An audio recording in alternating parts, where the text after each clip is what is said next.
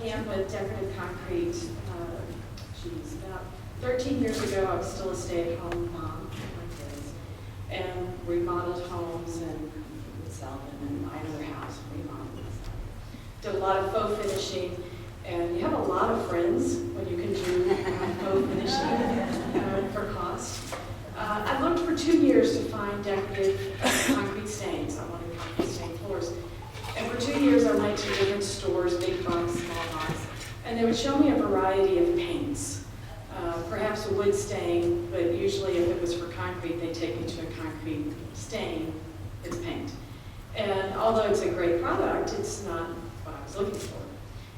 So after 2 years, I was finally to a point of just putting wood stain on my floor, and if it turned out poorly, which it would have, then I would just tile it. Just before I did that, I stumbled on the stain. And at that point, I realized supply and demand. If I couldn't find an installer and I couldn't find a product, it's probably a good direction to go once it was time to start a business as opposed to faux finishing. So I found concrete stains. Let me get this one properly. Okay. I found reactive stains. And I suppose really what I'd like to start out, and the point I'd like to make is the technology has changed so much in the last 11 years. And it's really exciting. Year after year, more products come out, and to come to World of Concrete each year and to find new products and to find new technologies, it's really exciting to see where this industry is going, and we've had a lot of fun with it. When I first started, I was a little concerned because the stains, there were 6 colors. Then I found another brand. There were 8 colors. That was really exciting. But still, they were all warm tones, except black. And black is neutral, but it's pretty dark too. And I was a little concerned, and I thought, you know what? I'm just going to get into this. And the spicy tones were really hot and popular at the time. Were just coming about. And we progressed from stained concrete into engraving and etching and a little bit edgier. And these are examples of that. And then we progressed on to engraving in patterns and embossing and resist. And there are a lot of really neat things you can do. This design would have been much easier had I used stencils and microtoppings. Instead, I used resist and sandblasted.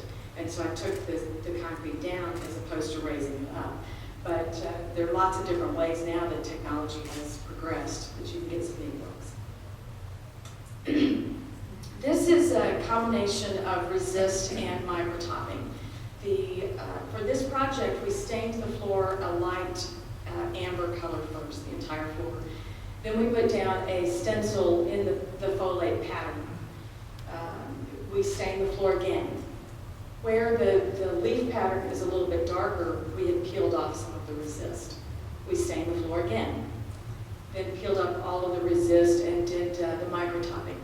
On that microtopping area, we used 2 different colors of microtopping. We wanted it to look like rusted metal that was in the concrete. So the microtopping, where it looks rusty in the brighter orange portions, that was a white microtopping, and the rest of it was a charcoal.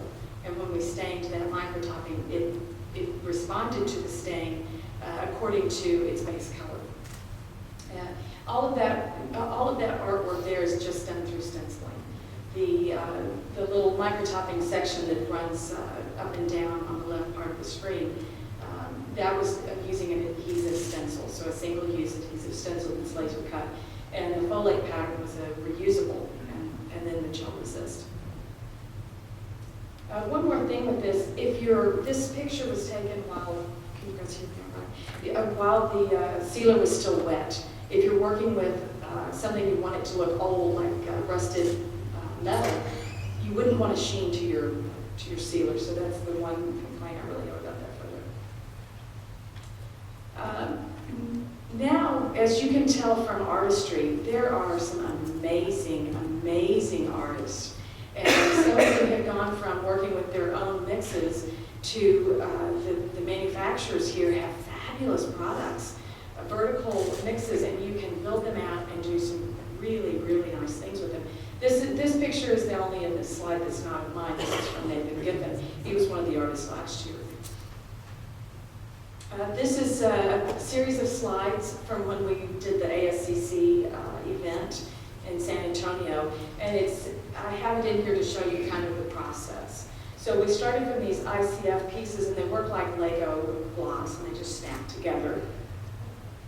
And we built, the structure was to resemble, it was a scale reproduction of the Alamo. And so we began with the structure in here. We're drawing out where we want to have cutouts or build-outs. And we did plant-ons to build out.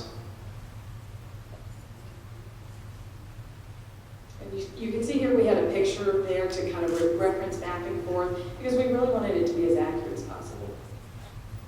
Here we're priming the ICF, mixing the material, and we're doing a brown coat or a scratch coat. It doesn't have to be brown, it just was.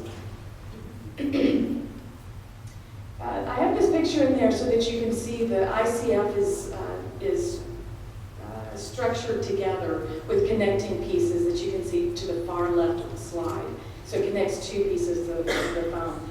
But you can also see the material, how thickly it's being built out. And that's what that picture's there. And you can see where the brown, the upper right portion of this slide, that's still the scratch or the base coat. We haven't finished applying all the material before we're already stamping it. So you can begin working this material very quickly.